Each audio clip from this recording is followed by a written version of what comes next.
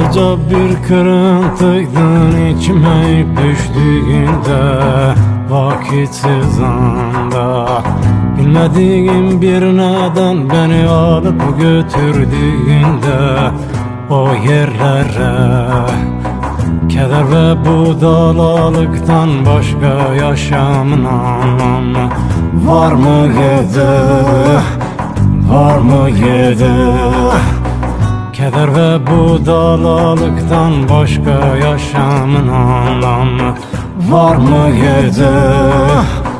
Var mıydı? Aradım aşkı bulduysam sendedir. Ya bu benim içimde dolaşan da kimdir? Ya bu benim içimde mekan tutan da kimdir?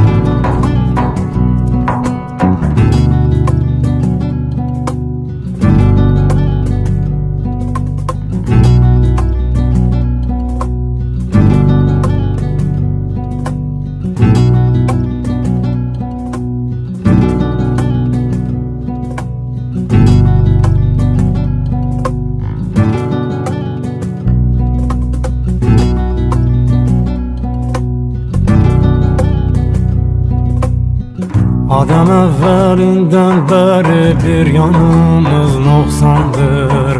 Neyle gersin beni bu alemde divane gibi gezdiren sen değil misin? Geriye kalan yalnızca tanımadığım bu tegendir, bu tegendir. Geriye kalan yalnızca tanımadığım bu tegendir, bu tegendir. Aradım aşkı bulduysam sendedir. Ya bu benim içimde dolaşan da kimdir? Ya bu benim içimde mekan tutan da kimdir?